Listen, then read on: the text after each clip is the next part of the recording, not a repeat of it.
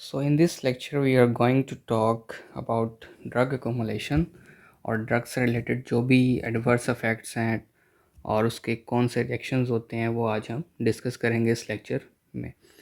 अब drug accumulation में क्या होता है? First of all, drug accumulation means कि आप ड्रग की जो डोजिंग रेट है या एडमिनिस्ट्रेशन जो रेट है वो ज़्यादा है एलिमिनेशन से। मींस के ड्रग जो पिछली ड्रग आप दे रहे हो वो एलिमिनेट नहीं हुई और आपने अगली डोज भी दे दी, तो पिछली ड्रग से अकोमुलेशन जो एलिमिनेशन है उसकी होने से पहले आपने एक और डोज दे दी, जिसकी वजह से जो प्रीवियस डोज का जो रहता था ड्रग बॉडी के अंदर, अगली डोज पे वही प्लस हो गया, तो ये यहाँ पे पीक आपकी आ गई। अब नेक्स्ट फिर आपने यहाँ से ही अभी ये एलिमिनेशन नहीं हुई और यहीं पे एक और डोज दे दी, तो वो भी आगे अकोमुलेट हो जाएगी। तो ये ड्रग अकोमुलेशन का एक फिनोमेना है। देन ड्रग टॉलरेंस में क्या होता है कि रिक्वायरमेंट होती है of a higher dose to produce a given response. कोई भी रिस्पॉन्स है उसके लिए अगर आपको जो नॉर्मल डोज है उससे हायर चाहिए किसी बंदे को, इट मीन्स कि उसके अंदर उस ड्रग की टॉलरेंस है। ठीक है, मींस कि अगर कोई ड्रग का जो नॉर्मल डोज 500 mg के ऊपर जो इफ़ेक्ट आना था, मेरी बॉडी को वही इफ़ेक्ट लाने के लिए 1000 mg लग रहे हैं, तो इट मींस कि उस ड्रग के लिए जो टॉलरेंस है वो मेरे अंदर है। अब टॉलरेंस किस किस तरह होती है? एक तो नेचुरली हो सकती है कि बाय बर्थ या जेनेटिकली जो है वो नेचुरली तौर पे वो ड्रग की जो जो टॉलरेंस है वो वहाँ पे प्रेजेंट हो। सेकेंडली है कि एक्वायर्ड हो सकती है, मींस कि आपने उसको बार बार एडमिनिस्ट्रेशन की, उसका यूज़ ज़्यादा किया उस ड्रग का, जिसकी वजह से आपके अंदर वो टॉलरेंस आ गई है। फॉर एग्ज़ाम्पल, अब क्लोरोप्रोमाजीन है, ठीक है, इसके दो इफ़ेक्ट्स हैं, एक ये सिडेटिव भी है और एक ये एंटीसाइकोटिक भी है। बट अब ये ज़रूरी नहीं है कि इसके दोनों इफ़ेक्ट्स के ख़िलाफ़ टॉलरेंस आए। तो क्लोरप्रोमाजीन के केस के अंदर टॉलरेंस अगर आती है तो उसके सिडेटिव एक्शन में टॉलरेंस आती है, एंटीसाइकोटिक एक्शन उसका वैसे का वैसे रहता है जब हम रिपीट में उसको यूज़ करते हैं। देन एक फिनोमेना इसी में ही है, क्रॉस टॉलरेंस। क्रॉस टॉलरेंस का मतलब ये है कि एक चीज़ से आपको टॉलरेंस है तो उसकी वजह से किसी और जो सब्सटेंस या केमिकल या ड्रग के ख़िलाफ़ भी टॉलरेंस आपको आ जाए। जैसे जो अल्कोहलिक्स होते हैं, जो अल्कोहल बहुत ज़्यादा पीते हैं, उनके अंदर बारबिचुरेट्स के लिए जो टॉलरेंस है वो आ जाती है। अब जो अगर किसी बंदे को मॉर्फिन के लिए जो टॉलरेंस है वो बॉडी में उसके है, तो मोस्ट लाइकली कंप्लीट टॉलरेंस उसकी पैथिडीन के ख़िलाफ़ भी आएगी। तो इस फिनोमेना को हम क्रॉस टॉलरेंस कहते हैं। तो ये होती क्यों है कि फार्माकोकाइनेटिक्स की वजह से, कि वो अल्टर हो जाते हैं, साइट ऑफ एक्शन पे आपकी जो ड्रग की कंसंट्रेशन है वो पूरी नहीं पहुंचती, या फिर फार्माकोडायनामिक्स की वजह से कि जो आपके रिसेप्टर्स हैं, टारगेट मॉलिक्यूल्स हैं, वो रिस्पॉन्स नहीं करते जितना वो पहले करते थे। अब ये तो होगी ड्रग की टॉलरेंस। बट एक हम फिनोमेना ज़रूर हमें पता होता है कि ड्रग रेजिस्टेंस, हम इसको बड़ा यूज़ करते हैं अपनी डेली लाइफ के अंदर कि ड्रग रेजिस्टेंस आ जाएगी, ड्रग रेजिस्टेंस आ जाएगी। तो असल में ये है क्या? ड्रग रेजिस्टेंस ह्यूमन बॉडी के लिहाज से बात नहीं की जाती। ड्रग रेजिस्टेंस का मतलब ये है कि जो बैक्टीरिया है जिसके ख़िलाफ़ हमने एंटी बैक्टीरियल जो ड्रग है, एंटीबायोटिक यूज़ करनी है, ये जो बैक्टीरिया है ये इस एंटीबायोटिक से रेजिस्टेंट हो जाता है। मींस कि अब ये जो एंटीबायोटिक है ये इस बैक्टीरिया के ऊपर एक्शन नहीं परफॉर्म कर पा रही। जिस माइक्रो ऑर्गेनिज़म पे आपकी ड्रग ने एक्ट करना होता है वो माइक्रो ऑर्गेनिज़म ही ड्रग से रेजिस्टेंट होता है। उसके अंदर रेजिस्टेंस आ जाती है कि वो अब पहले एंटीबायोटिक से किल हो जाता था, अब वो म्यूटेट हो गया, तो अब उस एंटीबायोटिक का उस पर उस बैक्टीरिया पे असर नहीं हो रहा। तो ये ड्रग रेजिस्टेंस है। Now comes to the intolerance. Intolerance means कि जो डोज नॉर्मल डोज है, डोज नॉर्मली जो यूज़ होती है थेराप्यूटिक इफेक्ट के लिए, उस नॉर्मल डोज के ऊपर किसी पर्सन को टॉक्सिक इफेक्ट्स आते हैं, तो इट मीन्स कि वो पर्सन इनटॉलरेंट है इस ड्रग के लिए। उस पर्सन के अंदर एबिलिटी नहीं है कि वो इस डोज को बर्दाश्त कर सके। अब एडवर्स इफ़ेक्ट्स और साइड इफ़ेक्ट्स। एडवर्स इफ़ेक्ट्स क्या होते हैं और साइड इफ़ेक्ट्स में क्या डिफरेंस है? साइड इफ़ेक्ट्स जो होते हैं ना, वो थेराप्यूटिक भी हो सकते हैं और हार्मफुल भी हो सकते हैं। थेराप्यूटिक किस तरह है कि एग्जांपल आप यहाँ पे लें मिनॉक्सिडिल की। मिनॉक्सिडिल का साइड इफ़ेक्ट है कि वो हेयर ग्रोथ करता है, लेकिन लोग क्या करते हैं कि उसको हेयर स्प्रे बना के अपने सर पे यूज़ करते हैं और हेयर ग्रोथ जो उसका साइड इफ़ेक्ट है उसी वही उसका यूज़ बन गया हुआ है। तो ये थेराप्यूटिक यूज़ भी उसका होता है। तो इसी तरह साइड इफ़ेक्ट्स थेराप्यूटिक भी हो सकते हैं और हार्मफुल भी हो सकते हैं, बट जो एडवर्स इफ़ेक्ट्स हैं वो ऑलवेज़ अनडिज़ायरेबल और हार्मफुल रहेंगे। साइड इफ़ेक्ट्स जो होते हैं ना, ये मेन इफ़ेक्ट ऑफ ड्रग को हिंडर नहीं करते, बट एडवर्स इफ़ेक्ट जो है उस ट्रीटमेंट को, उसमें कॉम्प्लिकेशंस काफ़ी ज़्यादा आती हैं और ये सवियर और लाइफ थ्रेटनिंग होता है। बट साइड इफ़ेक्ट्स जो होते हैं वो माइल्ड होते हैं और सेल्फ रिजॉल्विंग, खुद जो है वो ख़त्म हो जाते हैं, इनको रोका नहीं जा सकता। अनवांटेड होते हैं बट ये प्रिडिक्टेबल होते हैं, मींस के हमें पता होता है कि इस ड्रग के साथ ये साइड इफ़ेक्ट्स आएंगे, ठीक है। और जो एडवर्स इफ़ेक्ट हैं वो प्रिडिक्टेबल भी हो सकते हैं और अनप्रिडिक्टेबल भी हो सकते हैं। तो इसी तरह एडवर्स ड्रग इफ़ेक्ट्स को अगर हम क्लासीफाई करें, इसमें आता है type A augmented reactions. Means के जो भी उस ड्रग का इफेक्ट होता है, हम उसकी डोज हायर देते हैं तो वही इफेक्ट उसका ज़्यादा आता है, जिसकी वजह से एक एडवर्स इफेक्ट प्रोड्यूस होता है। फॉर एग्ज़ाम्पल, इंसुलिन जो है वो ग्लूकोज का लेवल, जो शुगर लेवल है वो उसको कम करती है, लेकिन अगर हम इंसुलिन की डोज बढ़ा दें, ये जो टाइप ए रिएक्शंस होते हैं ये प्रिडिक्टेबल होते हैं और ऑगमेंटेड या हाई डोज या डोज डिपेंडेंट जिसे हम कहते हैं, तो डोज पे डिपेंडेंट होते हैं। अब इंसुलिन ने क्या करना है, शुगर का लेवल को लो करना है, बट अगर हम इंसुलिन की हाई डोज दे देंगे तो शुगर का लेवल इतना लो हो जाएगा कि उससे क्या होगा, हाइपोग्लाइसीमिया हो जाएगा। मीन्स कि जो बॉडी के लिए ज़रूरी शुगर थी वो भी नहीं रही, वो भी उससे भी कम होगी, तो हाइपोग्लाइसीमिया हो जाएगा। तो ये जो एडवर्स अफेक्ट आ रहा है, ये उसका जो असल इफेक्ट था वही एग्जैजरेट होके, वही ऑगमेंट होके, वो जो उसका एडवर्स इफेक्ट है वो बना है, ठीक है। ज़्यादा डोज के ऊपर जब हमने दी है तो उसी ने ही हाइपोग्लाइसीमिया कॉज कर दिया। तो ये जो रिएक्शन होता है, ये एडवर्स इफेक्ट रिएक्शन का जो है वो टाइप ए या ऑगमेंटेड रिएक्शंस के अंदर क्लासीफाई होता है। बट जो टाइप बी होते हैं ना, ये होते हैं अनप्रिडिक्टेबल। इनको हम नहीं प्रिडिक्ट कर सके, ये किसी बंदे में आता है किसी में नहीं आते। तो इनके आगे दो टाइप्स हैं, आइडियोसिंक्रेसी और एलर्जी। आइडियोसिंक्रेसी में क्या होता है कि एबनॉर्मल रिएक्शन होता है, ठीक है। जो केमिकल है, ड्रग है, वो इंटरेक्ट करती है किसी यूनिक फीचर ऑफ इंडिविजुअल के साथ। मींस कि उसकी जेनेटिकली डिटरमिन होता है। जेनेटिक्स में कोई जीन्स जो हैं वो ज़्यादा ओवर एक्सप्रेस्ड हैं, कोई कम एक्सप्रेस्ड हैं, तो जीन्स या उसकी कोई ऐसी यूनिक फीचर इंडिविजुअल का, उसके साथ जो उस ड्रग का इंटरेक्शन ऐसा होता है कि कोई ना कोई अब रिएक्शन आता है, और इसको हम प्रिडिक्ट भी नहीं कर सकते।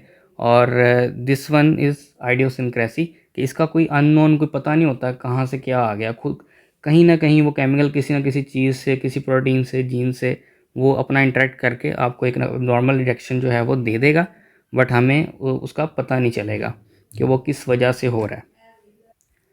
जिस तरह फॉर एग्जांपल बारबिचुरेट्स हैं, वो एक्साइटमेंट कॉज करते हैं, हालांकि उनका काम क्या है कि वो सेडेशन वगैरह करते हैं, और बट किसी पर्सन में वो एक्साइटमेंट कॉज करते हैं। वो एक्साइटमेंट एक आइडियोसिंक्रेटिक रिएक्शन है कि किसी उस इंडिविजुअल में ही कुछ ऐसा था कि उससे ड्रग जो है वो इंटरेक्ट करके तो उसने एक्साइटमेंट प्रोड्यूस कर दिया। The second one is allergic reactions. Allergic reactions, अब उसकी आगे 4 टाइप्स हैं। Type 1 anaphylaxis. एनाफाइलैक्सिस ज़्यादातर केसेस में ना पेरेंट्रल से आता है, जब आप इंजेक्शंस वगैरह लगाते हैं ना तब ज़्यादा इसके चांसेस होते हैं इस एलर्जिक रिएक्शन के। इसमें क्या है कि ये आपकी स्किन है, यहाँ पे होते हैं मास्ट सेल, ठीक है, और इन पे होती है आईजीई एंटीबॉडीज़ जो इनके साथ अटैच होती है। तो जब आपकी जो आईजीई एंटीबॉडीज़ हैं ये एक्टिवेट होती हैं तो मास्ट सेल की टी ग्रेनुलेशन करवाती हैं। मीन्स कि इसके अंदर जो भी चीज़ें होती हैं वो रिलीज़ होती हैं। मेनली क्या है, हिस्टामीन भी रिलीज़ होती है, ल्यूकोट्राइन्स भी रिलीज़ होते हैं। और हिस्टामीन क्या करती है, अल्टीमेटली वेसोडाइलेटर है, तो एक शॉक लगता है जिसको हम कहते हैं मीन्स का हाइपोवोलेमिक शॉक। वेसोडाइलेटर है ना, तो इसने ब्लड वेसल्स को कर दिया वेसोडाइलेट, जिसकी वजह से एक शॉक लगता है। क्योंकि ये वेसोडाइलेटर है तो इसकी वजह से जो ब्लड फ्लो है वो अल्टर होता है और एक एनाफाइलेक्टिक शॉक लगता है। प्लस ब्रोंकोस्पाज्म मीन्स के जो आपकी ब्रोंक्यूल्स हैं उनकी भी जो मसल टोन है वो इंक्रीज़ हो जाती है, उनकी कॉन्ट्रैक्शन हो जाती है, कॉन्स्ट्रिक्ट कर जाते हैं वो, तो ब्रोंकोस्पाज्म भी हो जाता है आपका। रिनाइटस भी होता है इसमें, अर्टिकेरिया भी होता है। अर्टिकेरिया मीन्स कि आपका जो स्किन है उस पर रैशेस वगैरह बन जाते हैं। रिनाइटस में होता है कि नोज़ से ब्लीडिंग आपकी स्टार्ट हो जाती है, ठीक है। तो ये एक टाइप 1 का रिएक्शन है और ये काफ़ी डेंजरस फैटल होता है। अगर आप इसको कंट्रोल नहीं करें तो अल्टीमेटली इसमें डेथ होती है। ये काफ़ी फास्ट रिएक्शन होता है, तो इसमें अब विद इन 10 मिनट्स जो है वो आपको इसमें ट्रीटमेंट करनी पड़ती है, अदरवाइज़ पेशेंट की डेथ होने का बहुत ज़्यादा जो रिस्क होता है। ये एक इमीडिएट रिएक्शन है। देन साइटोलिटिक रिएक्शन आता है, सेकंड जो टाइप है एलर्जिक रिएक्शन की। साइटोलिटिक में क्या होता है कि ड्रग और एंटीबॉडी का जो रिएक्शन है ना वो होता है, मींस के एंटीबॉडी मीडिएटेड भी कहते हैं। तो अब जिस तरह हमारे रेड ब्लड सेल्स हैं, ठीक, उनके ऊपर जाके अटैच कर जाती हैं हमारी एंटीबॉडीज़ आईजीजी और आईजीएम, ठीक है। अब आईजीजी और आईजीएम जब वहाँ पे लगती है, जिस सेल को भी इसने जो है वो डिस्ट्रॉय करना है, तो आईजीजी और आईजीएम वहाँ पे अटैच होती है। ड्रग फिर इनके साथ इंटरेक्ट करती है और इन रेड सेल्स को डिस्ट्रॉय कर देते हैं। तो ये जो है वो ऑर्गन ट्रांसप्लांटेशन और ब्लड जब हम ट्रांसप्लांट करते हैं, जो ब्लड डोनेट करते हैं, उसमें भी ये वाला रिएक्शन आ सकता है। देन अगर आपको कोई रेड ब्लड सेल्स नहीं है, कोई और आपकी बॉडी के अंदर जो है वो सेल्स हैं, वहाँ पे आपकी एंटीबॉडीज़ जाके अटैच होती हैं और ये ड्रग भी उनके साथ इंटरेक्ट करती है, तो वो इसी जो भी टारगेट सेल होगा उसको डिस्ट्रॉय कर देंगे। तो एक साइटोलिटिक रिएक्शन होता है।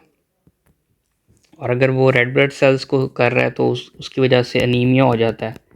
तो असल में तो ये ड्रग कोज कर रही है इस अनीमिया को। तो ये भी एक एलर्जिक रिएक्शन है, उसकी एक टाइप है साइटोलिटिक रिएक्शन। अब टाइप 3 जो है वो कम्प्लेक्सेशन। इसमें एंटीबॉडी और ड्रग का कम्प्लेक्स बनता है और वो जॉइंट्स में जाके या आपके डिफरेंट टिश्यूज़ में जाके डिपॉजिट हो जाते हैं।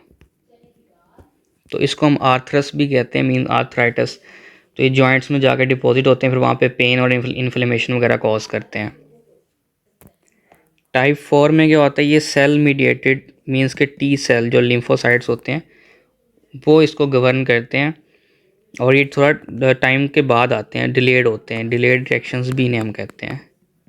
जो आपका फर्स्ट वन है टाइप 1 वो एनाफाइलैक्सिस, वो इमीडिएट है, और जो टी सेल वाला है वो आपका डिलेड रिएक्शंस है।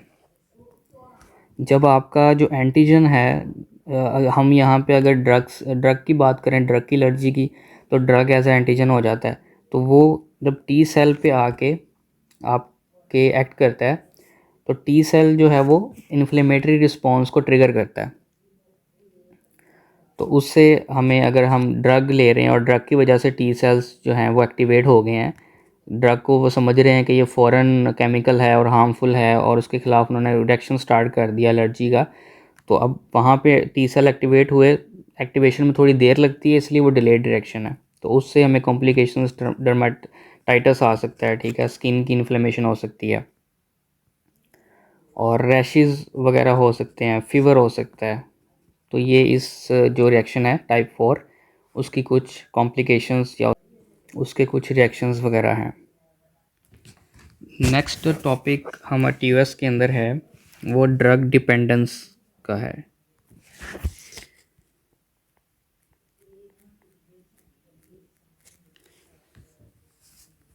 ड्रग डिपेंडेंस का भी एक टॉपिक जो है वो टीयूएस में है। अब डिपेंडेंस क्या होती है कि जो पर्सनल सेटिस्फेक्शन के लिए या ड्रग के ऊपर ना बंदा डिपेंड कर जाता है कि मुझे वो लेनी ही लेनी है। वो किस तरह डिपेंडेंस हो सकती है, उसमें डिफरेंट टाइप्स होती हैं डिपेंडेंस की, कि इस बंदे को किस तरह की जो डिपेंडेंसी है वो किस तरह की है। ठीक है, उसमें फर्स्ट वन हम डिस्कस करते हैं कि वो है साइकोलॉजिकल डिपेंडेंस अगर है उसे।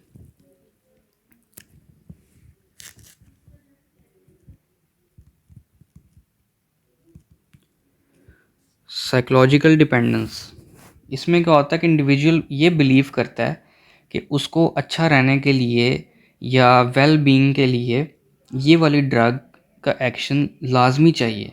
ठीक है, वो उसके जो इफ़ेक्ट्स हैं ना, ड्रग के जो इफ़ेक्ट्स हैं वो उसको पसंद कर रहा होता है। वो कहता है कि ये मुझे आएंगे तो मैं बड़ा खुश रहूँगा, मैं बड़ा अच्छा रहूँगा, मुझे ये वाले इफ़ेक्ट्स ड्रग के चाहिए। तो वो एक साइकोलॉजिकल डिपेंडेंस होती है जिसमें आपकी साइकी ये बन जाती है कि मुझे ये लाजमी ड्रग को यूज़ करना है, फिर ही मुझे अच्छा अच्छा फ़ील होगा, वरना मैं सैड रहूँगा। एग्जाम्पल कोकेन है, ओपियोइड्स हैं। तो कोकेन वाला बंदा भी समझ रहा होता है कि ये मैं लूँगा तो मुझे बड़ी अच्छी फ़ील आएगी, और वो एक अलग जोन में चला जाता है।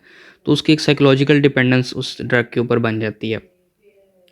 तो अब इसी तरह सेकंड पे आती है फ़िज़िकल डिपेंडेंस, जो उसकी सेकंड डिपेंडेंस की टाइप है फ़िज़िकल डिपेंडेंस। इसमें क्या होता है कि आपने उसको रिपीटली यूज़ किया होता है उस ड्रग को, जिसकी वजह से जो बॉडी है ना, अब उसका सिस्टम ही ऐसा बन जाता है कि वो कहती है अब ये जो अफेक्ट है ये मैं तभी लेके आऊँगी, या ये जो फिज़ोलॉजिकल आपका चीज़ चल रही है, फंक्शन चल रहा है, वो तब भी आएगा जब आप ड्रग लोगे। तो बॉडी अब उसको रिक्वायर है, उस बॉडी को प्रॉपर फिज़ोलॉजिकल फंक्शन करने के लिए कि वो वाली ड्रग इसको मिले। तो ये फ़िज़िकल डिपेंडेंस हो गई है। तो इसमें जिस तरह आप ड्रग्स जो प्रोड्यूस करती हैं फ़िज़िकल डिपेंडेंस, उसमें बारबिचुरेट्स आ जाते हैं,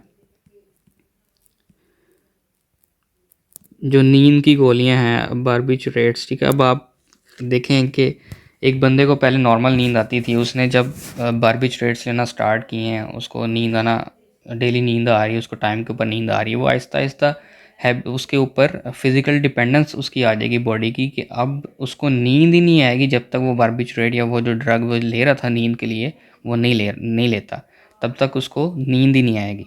तो ये एक उसके ऊपर फिज़िकल डिपेंडेंस भी चलेगी ड्रग की, कि बॉडी को अब वो नींद प्रोड्यूस करने वाला जो हार्मोन है वो प्रोड्यूस करने के लिए या नींद लाने के लिए, सेडेशन कॉज करने के लिए उसको वो ड्रग की ज़रूरत अब पड़ेगी।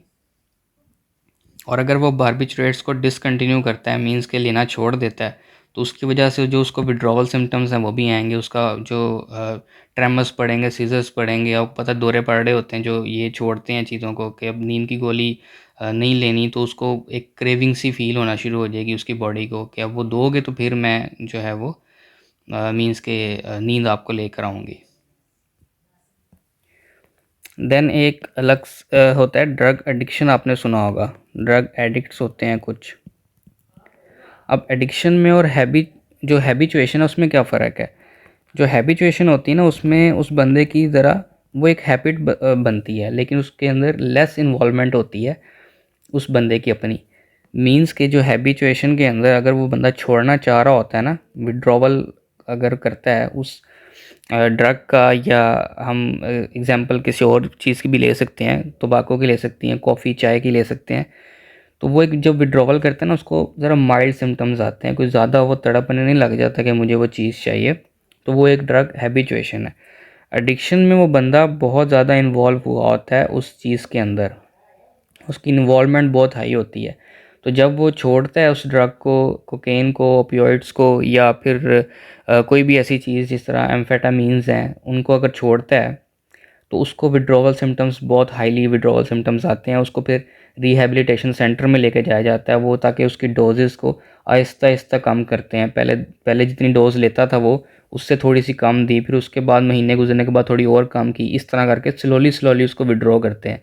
इमीडिएटली अगर विड्रॉवल करोगे तो उस बंदे को जो उसके सिम्टम्स हैं, विड्रॉवल सिम्टम्स जिसे हम कहते हैं या विड्रॉवल रिएक्शंस कहते हैं, जो कॉन्सिक्वेंसेस उसको वो आएंगे अगर वो ड्रग एडिक्ट है। तो ये ड्रग की एडिक्शन और हैबिचुएशन के लिहाज से था। और ड्रग जो है ना, कुछ ड्रग्स ऐसी होती हैं, हम रिएक्शंस की बात कर रहे हैं, तो कुछ ड्रग्स होती हैं जिनको हम ट्रेटोजेनिक भी कहते हैं। ट्रेटोजेनिक ड्रग्स वो होती हैं जो फीटल में एबनॉर्मेलिटीज़ कॉज करती हैं। मींस के मदर से वो जो ड्रग्स हैं वो जाएंगी प्लेसेंटा के थ्रू, जो फीटस होता है, बेबी होता है, उसके अंदर चले जाते हैं, और जो भी ड्रग है वो वहाँ पे एबनॉर्मेलिटीज़ कॉज करती है, जो तो वो ड्रग जो है वो हम उसको कहते हैं ट्रेटोजेनिक ड्रग है।